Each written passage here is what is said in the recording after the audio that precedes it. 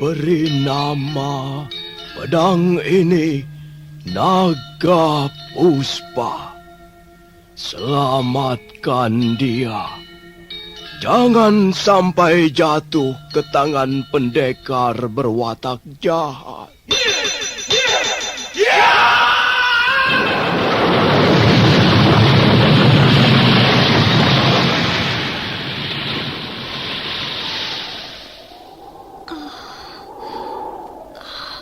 Kakang Kamandanu, kau masih juga tidak percaya bahwa aku mencintaimu. Mesin, maafkan aku, Mesin. Mesin. Mesin!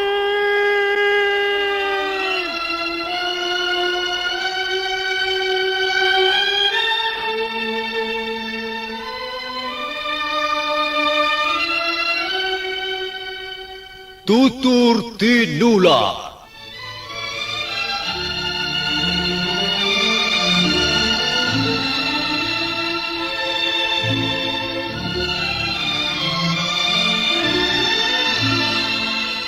Sebuah sandiwara radio serial, produksi Sanggar Cerita dan Teater Sanggar Prativi.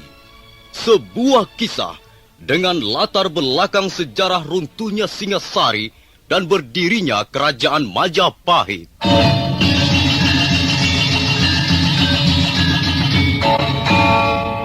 Sandiwara ini didukung oleh pemain-pemain radio yang sudah ternama. Ferry Fadli, Ivone Rose, dan Eli Ermawati.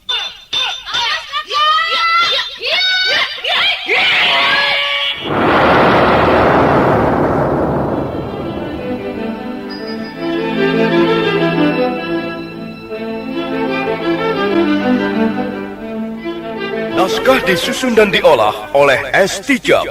Hiasan musik dan sutradara C. Ispriyonoka. Kali ini mengetengahkan episode ke-7 dengan judul Mata Air di Tanah Gersang.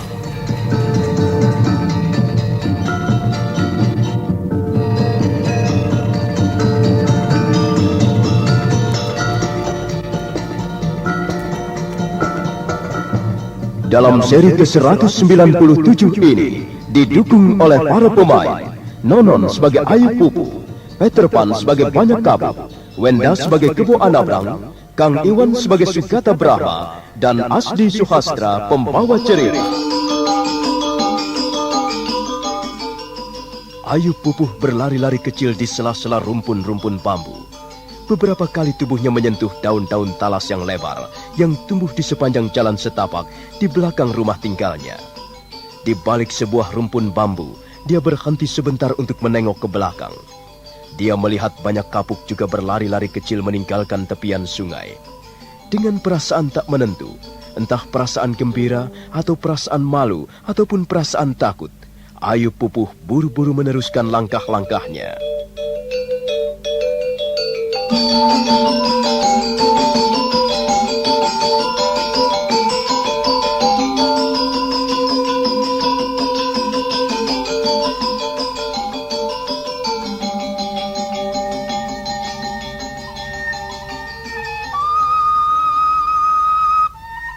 Malam itu, desa Tanibala tidur dalam keheningan. Cahaya pelita minyak jarak di bilik Ayu Pupuh melambai-lambai tertiup angin malam yang masuk melewati celah-celah dinding. Ayu Pupuh terbaring di atas balai bambu di sudut ruangan. Dia belum tidur. Sekali waktu dia menghela nafas panjang. Gusti Banyak Kapuk. Alangkah gagahnya pria agung itu. Di samping gagah, beliau juga mempunyai pembawaan yang ramah dan menyenangkan. Mengapa aku tadi sampai terpeleset dan terjatuh? Seharusnya aku berhati-hati. Untung Gusti Banyak Kapuk segera menyampar tubuhku.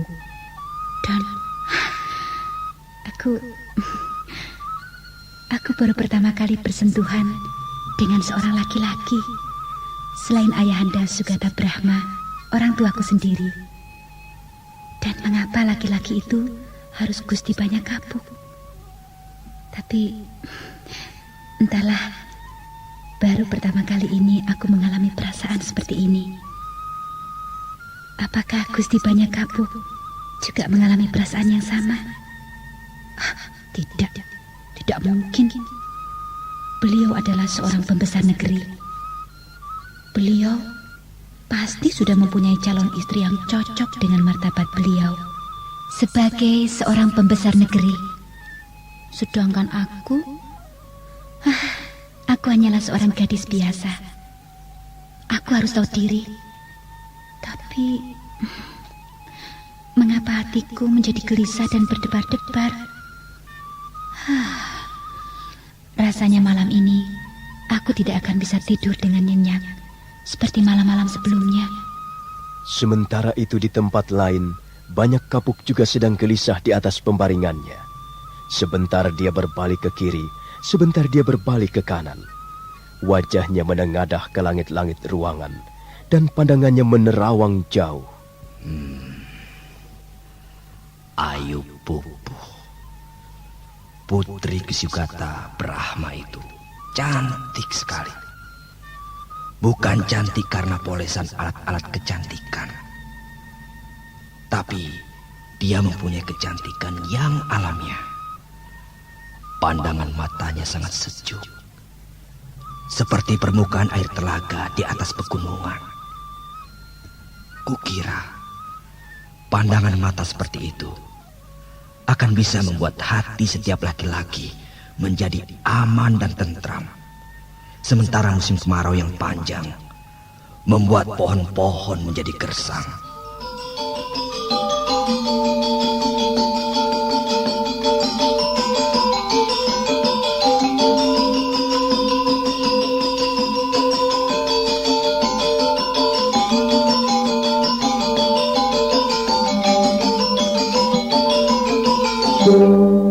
Wah, aku makan banyak sekali, Kakang Banyak Kapuk. Maafkan hamba, Gusti. Maafkan. Ya, seperti inilah yang bisa kami haturkan kepada Gusti-Gusti sekalian. Barangkali hidangan kami terlalu sederhana. Wah, tapi ikan bakar itu tadi, rasanya lezat sekali, Kisugata. Kakang Banyak Kapuk saya lihat juga makan dengan lahap. Itu hanya masakan orang-orang dusun, Gusti. Kisugata, masakan orang dusun ataupun masakan orang kota sama saja. Kalau hati kita sedang tenang dan perut sedang lapar, tentulah kita makan dengan lahap dan banyak. Iya Gusti.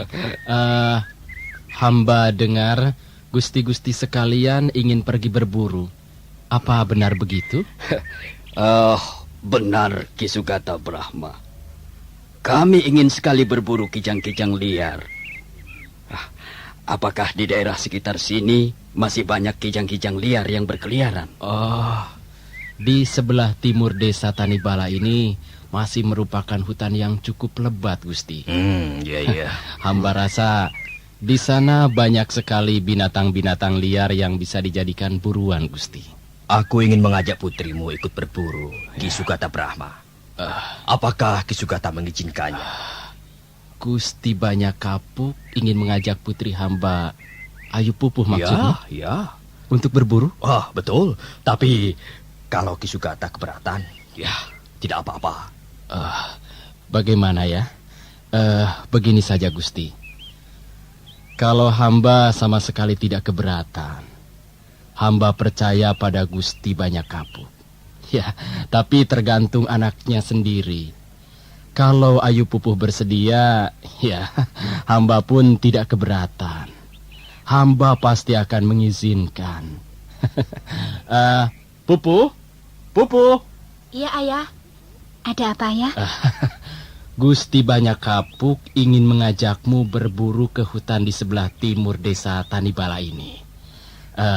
Apakah kau bersedia ikut beliau? Tapi Ayah, Nanti saya akan merepotkan saja. Kau bisa berjalan sendiri, Pupu. Mengapa harus merepotkan kau? Iya, kau tidak perlu takut. Ki Sugata Brahma juga tidak perlu merasa khawatir. Ya, Kami semua akan menjaga dan melindungi putrimu. ya. Hamba percaya pada gusti-gusti sekalian. Tapi sudah hamba katakan, semuanya tergantung anaknya sendiri. Bagaimana, Pupu?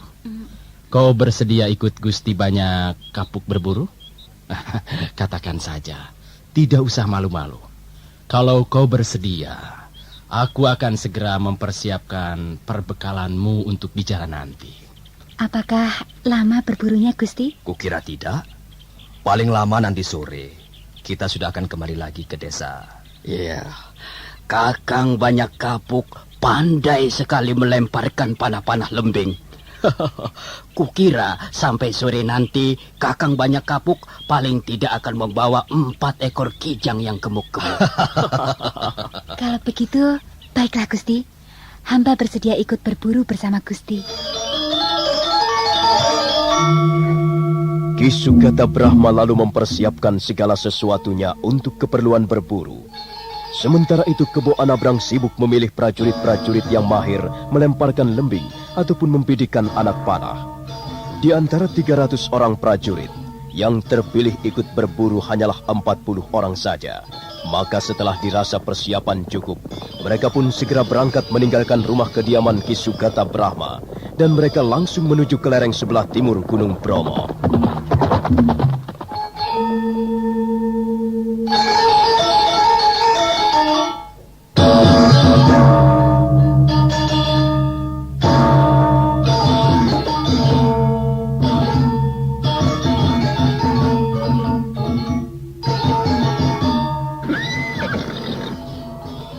Kukira kita tidak bisa meneruskan perjalanan dengan berkuda, Kakang Banyak Kapuk. Ya, kita terpaksa meneruskan perjalanan dengan jalan kaki, Adik Kebo Anabrang. Iya.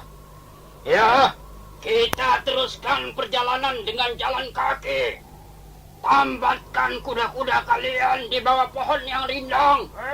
Nanti sore kita akan kembali lagi ke tempat ini. Bagaimana, Kakang Banyak Kapuk? Kita belum memperoleh seekor kijang pun.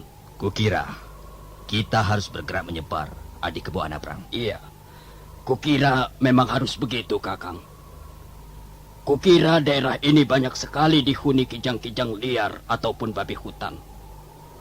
Tapi, Kakang, berburu dengan bergerombol dan beramai-ramai seperti ini, kukira tidak akan membawa hasil yang memuaskan. Memang sebaiknya kita menyebar, Kakang. Nah, kalau begitu, kita bagi saja pasukan ini menjadi 2 bagian, Kakang. 20 orang prajurit, biarlah ikut bersama Kakang melewati jalan setapak ini. Sementara 20 orang lagi, ya, biarlah ikut aku mencari jalan yang lain. Begitu juga boleh. Ayu Pupu, bagaimana Ayu Pupu? Apakah kau merasa lelah? Tidak, Gusti. Hamba belum merasa lelah. Kau senang mengikuti berburu seperti ini? Hamba senang sekali, Gusti. Selama ini memang hamba belum pernah ikut berburu beramai-ramai bersama warga desa Tanibala. Ayah Sugata Brahma tidak pernah mengizinkan. Ya, hal itu karena kau adalah satu-satunya putri kesayangannya. Nah, Adik Kebo Anabrang, kukira sekarang ini kau sudah bisa berangkat bersama orang-orang. Baik, Kakang. Ayo kita berangkat. 20 orang ikut bersamaku. Sedangkan 20 orang yang lain ikut bersama Kakang Banyak Kapuk. Ayo berangkat sebelum berangkat.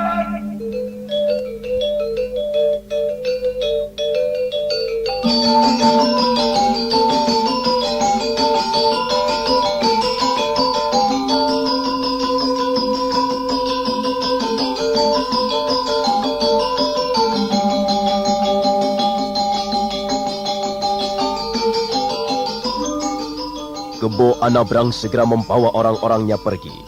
Mereka menggunakan jalan pintas. Sambil berjalan mereka membabat rumput-rumput ataupun semak belukar yang menghadang di tengah jalan. Sementara itu, banyak kabuk dengan diikuti Ayub Pupuh membawa 20 orang prajurit yang lain melewati jalan setapak yang sudah biasa dilewati orang. Perjalanan mereka semakin menanjak. Udara menjadi bertambah dingin. Tiba-tiba banyak kabuk berhenti dan dia segera memberikan isyarat agar yang lain diam. Awas. Aku melihat segerombolan kijang di balik semak belukar itu. Ayo. Kalian menyebar ke sebelah sana. Kalian ke sebelah sana. Dan kalian ke sebelah utara. Dan kau Pupuh. Ayo ikut aku. Baik, Gusti.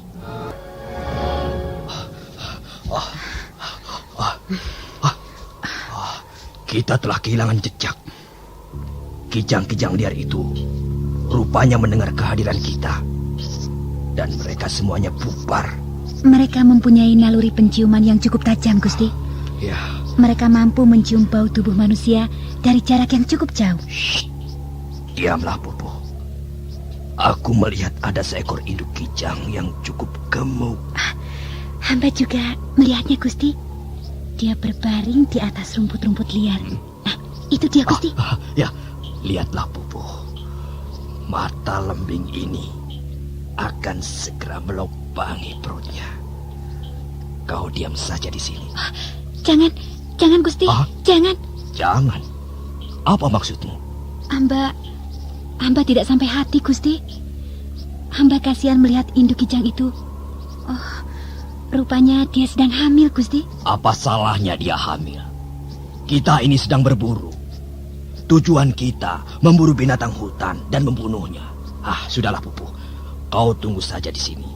Sebentar lagi aku akan menggendong induk kijang itu kemari. Dan nanti malam kita bisa membuat pesta yang cukup meriah di Tanibala dengan hidangan daging kijang bakar. Jangan, Gusti. Hamba mohon jangan. Hamba mendapat firasat yang buruk. Janganlah Gusti Banyak Kapuk membunuh binatang itu. Biarlah dia tetap hidup, Gusti. Kasihan dia. Dia sedang hamil. Pupuh, aku tidak mengerti apa yang kau inginkan. Sekarang ini kita sedang berburu. Tentu saja kita harus membunuh binatang yang menjadi buruan kita. Entah itu kancil, babi hutan, atau kijang.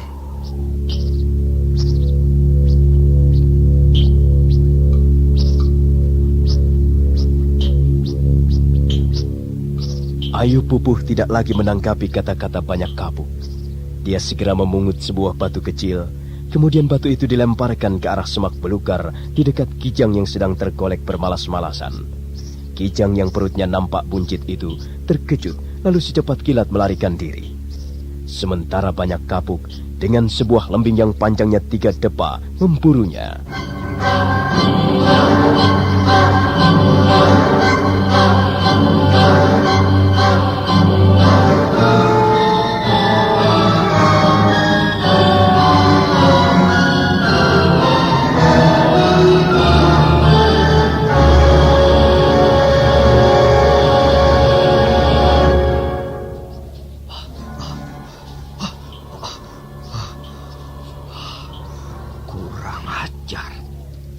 Kijang itu berhasil meloloskan diri.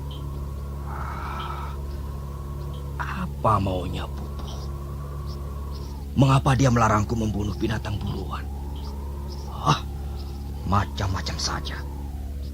Kalau dia tidak sampai hati melihat binatang buruan binasa di tangan seorang pemburu, mengapa dia ikut berburu?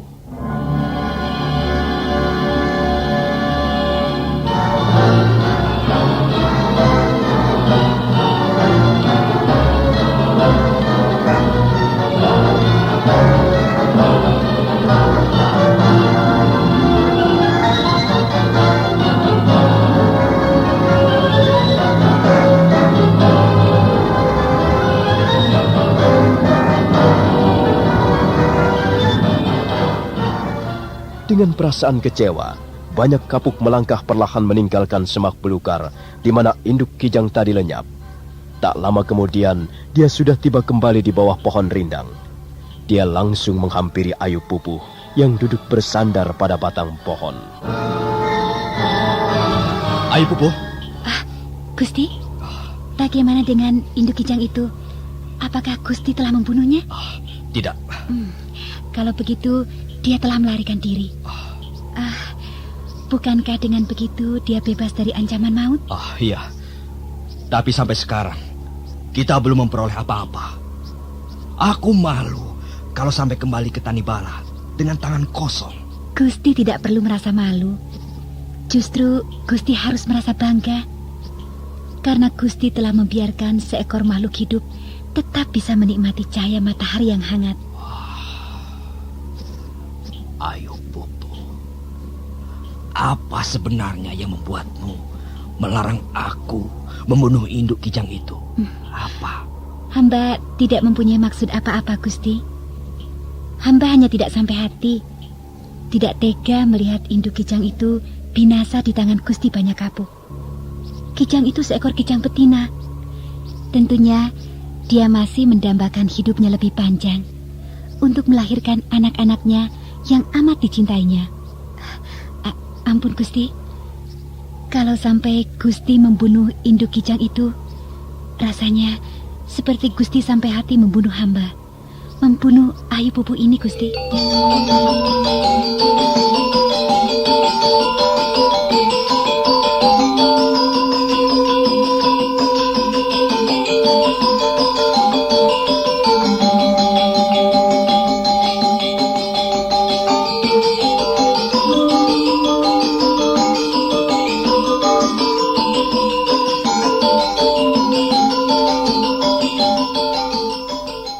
Banyak Kapuk tertegun sesaat mendengar perkataan Ayu Pupuh, gadis Tanibala yang hatinya masih polos itu. Dia lalu menyadari bahwa sekarang sedang berhadapan dengan seorang wanita yang amat halus perasaannya.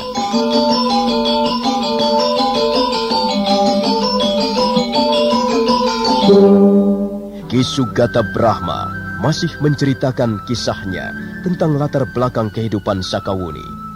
Saat itu, Ayu Pupuh sedang diajak berburu oleh Banyak Kapuk, salah seorang pembesar dari Singasari. Pasukan berburu dibagi menjadi 2 kelompok. 20 orang mengikuti Kebo Anabrang melalui jalan pintas yang belum pernah dijamah manusia. Sementara Banyak Kapuk membawa 20 orang prajurit yang lain. Pada saat memburu kawanan kijang-kijang liar, Banyak Kapuk terpisah dengan orang-orangnya. Bersama Ayu Pupuh, kemudian Banyak Kapuk istirahat di bawah pohon. Pada saat itulah, Banyak Kapuk melihat seekor induk kijang sedang bermalas-malasan di atas rumput. Dan ketika Banyak Kapuk bermaksud membidik induk kijang itu dengan lembingnya, tiba-tiba Ayu Pupuh melarang. Bahkan gadis itu kemudian memungut batu kecil dan dilemparkan ke arah induk kijang. Induk kijang itu terkejut lalu melarikan diri sekencang-kencangnya.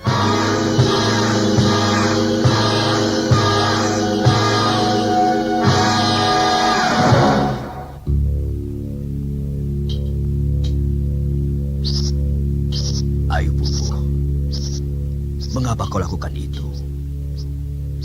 Kita belum memperoleh seekor kijang pun. Dan pada saat kita mempunyai kesempatan, tiba-tiba kau malah membuat kijang buruan itu melarikan diri. Apa maksudmu? Hamba tidak sampai hati, Gusti. Hamba kasihan melihat induk kijang itu. Mengapa kita harus kasihan padanya? Dia hanyalah seekor induk kijang. Dan kita adalah para pemburu. Sudah sepantasnya kita memburu binatang-binatang buruan kita. Itu sudah jamak, Pupuh. Kau tidak perlu merasa kasihan. Tapi Gusti, naluri kewanitaan hamba telah berontak. Hamba tidak sampai hati. Hamba tidak rela melihat Gusti Banyak Kapuk membunuh binatang yang tak berdosa dan tak berdaya itu. Gusti adalah salah seorang senopati agung kerajaan Singasari yang ternama. Semua orang akan bangga melihat Gusti bertarung di medan laga, membunuh musuh, ataupun menghancurkan kaum perusuh. Tapi tiba-tiba sekarang ini Gusti ingin membunuh seekor induk kijang yang tengah hamil. Apakah Gusti tidak pernah memikirkan akibatnya? Kalau saja Gusti melemparkan lembing itu dan mengenai ulu hati induk kijang, tentulah dia akan segera binasa, Gusti. Dia akan binasa bersama bayi yang sedang dikandungnya. Sungguh, Gusti, Hamba tidak sampai hati melihat pemandangan seperti itu. Ayo, Pupu. Rupanya kau mempunyai perasaan yang sangat halus. Kau bukan saja mempunyai wajah yang cantik, tapi kau juga mempunyai hati dan jiwa yang cantik. Baiklah, barangkali perburuanku kali ini akan gagal. Tapi sudahlah, tidak apa.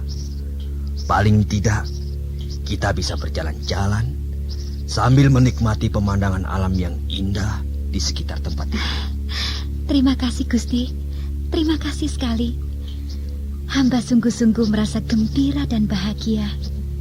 Karena Gusti Banyak Kapuk telah menyelamatkan jiwa binatang yang lemah dan tak berdaya itu. Hal itu semakin menunjukkan bahwa sesungguhnya Gusti Banyak Kapuk bukan hanya seorang panglima perang yang perkasa, tapi Gusti juga seorang laki-laki yang berjiwa luhur dan mulia. Nah, sekarang marilah kita lanjutkan perjalanan.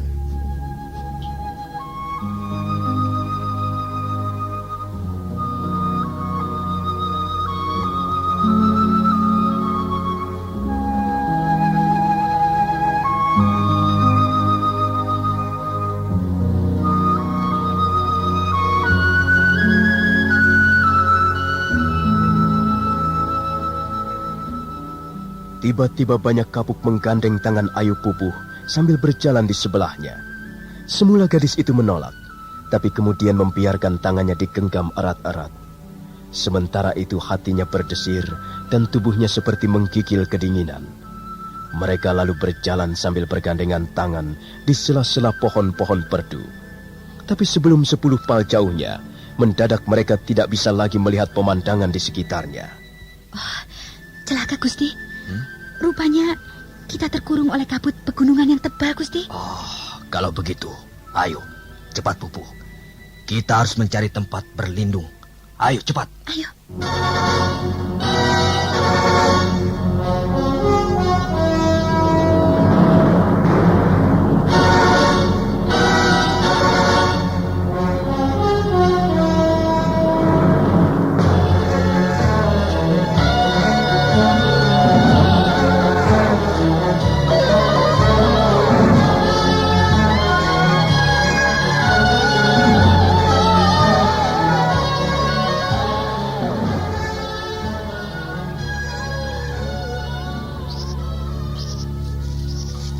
Prajurit, kemari kau. Iya, Gusti. Kau juga, kalian semuanya kemari. Apa tidak ada salah satu di antara kalian melihat Kakang Banyak Kapuk dan orang-orangnya? Sepertinya kami tidak melihatnya, Gusti. Kita harus segera mencarinya. Lihat, hari sudah sore. Tapi kita tidak bisa berjalan terus ke atas lereng, Gusti. Kabut tebal sekali. Apakah kabut gunung seperti ini lama sekali hilangnya? Tidak tentu, Gusti. Kadangkala lama sekali, tapi kadangkala juga sebentar hilang, Gusti. Iya. Binatang-binatang buruan kita, apa sudah kalian benahi dengan sebaik-baiknya? Sudah, Gusti.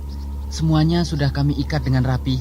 Hamba tugaskan 5 orang prajurit untuk menggotong binatang-binatang buruan itu, Gusti. Bagus. Kalau begitu kita tunggu saja di sini. Kita tunggu sampai kabut ini hilang. Dan setelah itu kita akan mencari Kakang Banyak Kapuk.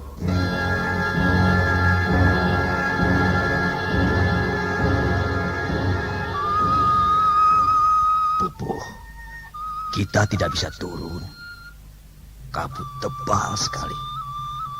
Barangkali malam ini kita terpaksa menginap di dalam gua ini.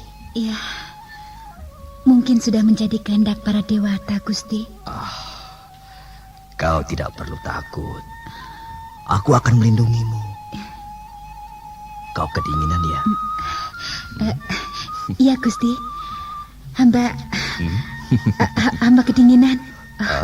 Dingin sekali rasanya kabut gunung ini, Gusti. Ayo Pupu. Peganglah tanganku supaya sedikit menjadi lebih hangat. Biarlah, Gusti. Biar saja hamba kedinginan. Kukira gua ini cukup nyaman untuk tidur. Gua ini cukup bersih. Kita bisa menginap di sini. Maafkan aku, Pupu. Maafkan aku. Mengapa Gusti harus minta maaf pada hamba? Rasanya Gusti tidak mempunyai kesalahan apa-apa. Ya, mestinya sekarang ini kau tidur dengan nyaman di rumahmu bersama orang tuamu. Tetapi karena aku telah mengajakmu pergi berburu, akhirnya kau harus kedinginan di tempat seperti ini. Sudahlah Gusti, hamba sudah bersedia mengikuti Gusti. Maka hamba pun akan menerima segala akibatnya. Ya. Ayo, Pupu. Iya Gusti. Kau cantik sekali. Kau cantik dan hatimu selembut sutra. Gusti, hamba hanyalah seorang gadis desa. Janganlah Gusti terlalu memuji hamba. Hamba hanyalah gadis desa biasa saja. Hamba tidak mempunyai kelebihan apa-apa, Gusti. Aku justru melihat kau mempunyai kelebihan yang luar biasa, yang tidak mungkin kutemukan pada gadis-gadis yang lain. Kau gadis yang tabah dan jujur. Kau juga mempunyai watak-watak yang mulia. Rupanya hujan, Gusti. Hujan mulai turun. Lihatlah, langit di sebelah sana mulai gelap. Iya. Kalau begitu, kita jangan berdiri di sini. Ayo, masuk ke dalam. Nanti kita kehujanan. Ayo, Pupu. Tapi Gusti, Ayolah, ayolah kita masuk ke dalam sana. Kalau terus-menerus di sini, kita akan kehujanan.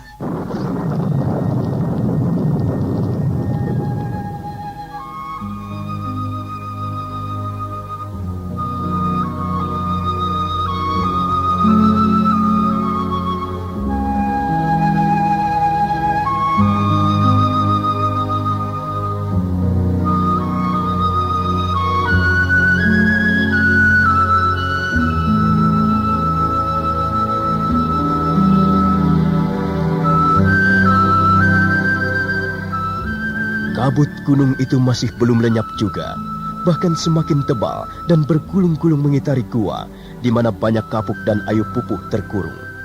Kedua insan berlainan jenis itu tidak bisa berbuat lain kecuali berdiam diri. Semula Ayu Pupuh nampak khawatir dan canggung, tapi karena banyak Kapuk adalah seorang laki-laki yang ramah dan terbuka, akhirnya Ayu Pupuh menjadi biasa kembali. Bahkan dalam waktu yang singkat, Ayu Pupuh sudah merasa akrab dengan pembesar istana Singasari tersebut. Malah sekarang, dia tidak lagi memanggil Gusti, melainkan cukup dengan sebutan kakak.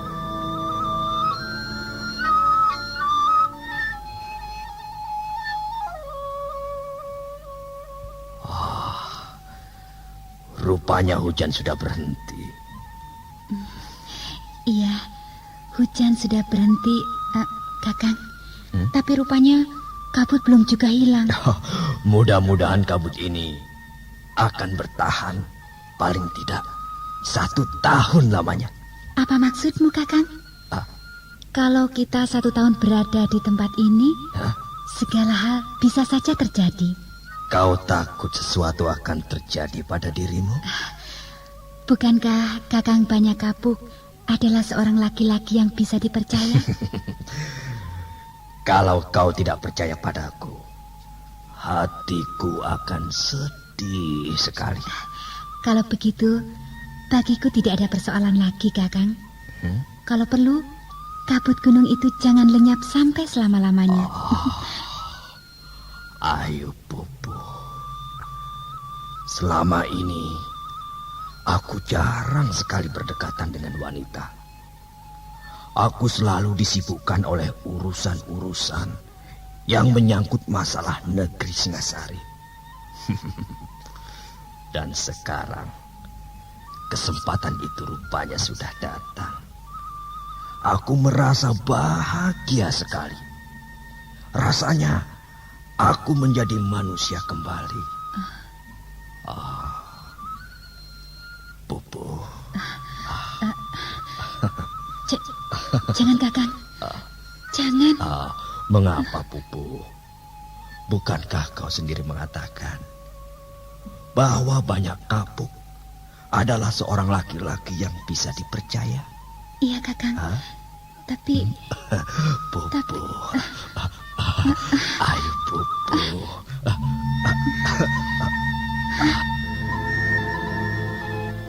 Semula Ayu Pupuh menolak, tapi Banyak Kapuk tak ingin melepaskan dekapannya. Akhirnya Ayu Pupuh menyerah juga. Dia tidak lagi meronta. Bahkan dia membalas dengan hangat dekapan laki-laki yang memang sudah sejak lama didambakannya. Dia memang sangat mendambakan seorang laki-laki perkasa, seorang panglima perang seperti halnya Banyak Kapuk. Kakang Banyak Kapuk. Ayo, Pupu. Ayo, Pupu.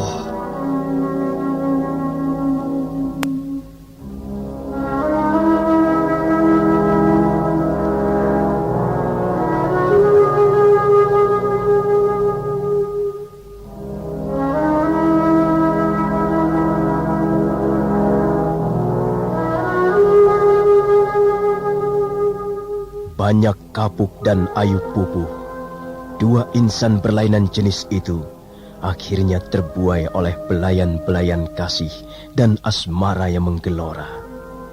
Kabut gunung menjadi saksi, juga lumut-lumut yang menempel pada dinding gua ikut menjadi saksi. Saksi bisu permainan kasih asmara semanis madu.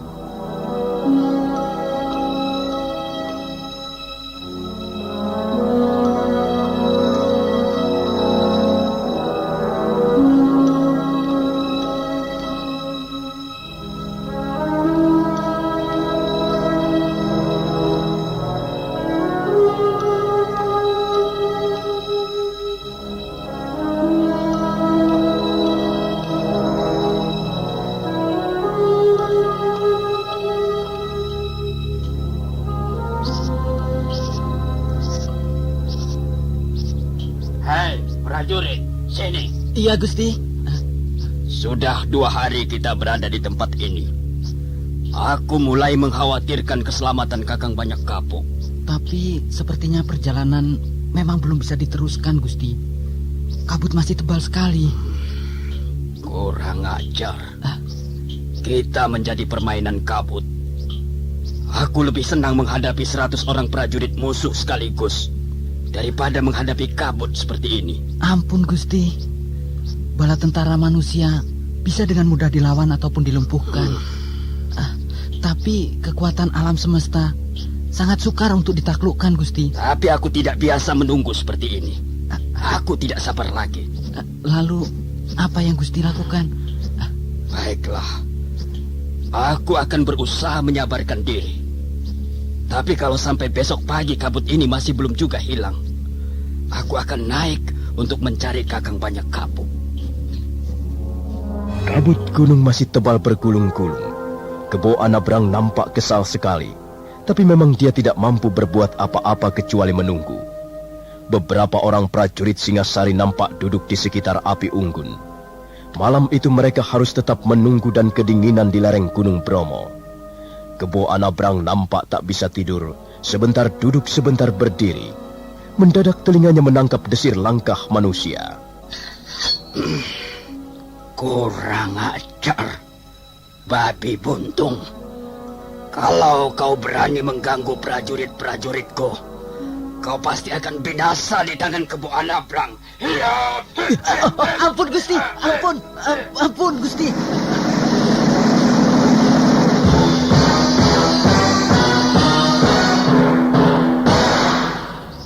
Setan lalas. Apa kerjamu di sini, prajurit goblok? Ampun, Gusti. Hamba menemukan 2 orang prajurit tergeletak di tepi jalan. Tak jauh dari tempat ini, Gusti. Siapa mereka itu? Mereka ternyata prajurit yang menyertai Gusti Banyak Kapuk. Agaknya mereka tersesat dan kedinginan hingga jatuh pingsan, Gusti. Apakah sekarang mereka sudah sadar kembali? Sudah, Gusti. Mereka sudah hamba suruh istirahat di dalam tenda, Gusti. Ya. Apa mereka tahu di mana Kakang Banyak Kapuk berada? Menurut salah seorang di antara mereka, ada yang melihat Gusti banyak kapuk dan Ayu Pupuh menaiki celah tebing di sebelah timur lereng ini, Gusti. Iya. Pasti Kakang Banyak Kapuk terkurung kabut. Ya, kalau begitu baiklah. Kita tunggu sampai malam ini. Mudah-mudahan saja Kakang Banyak Kapuk masih bisa bertahan.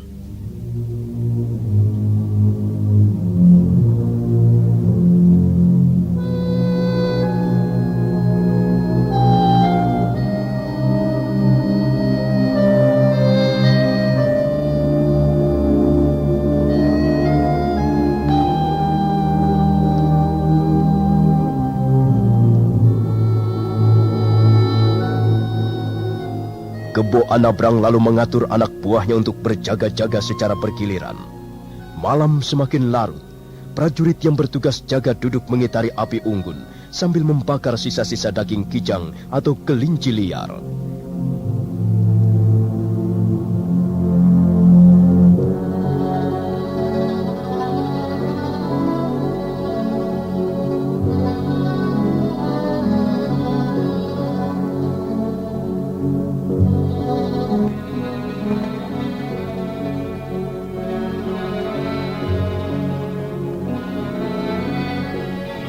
Saudara pendengar, silakan menunggu seri berikutnya. Sampai jumpa.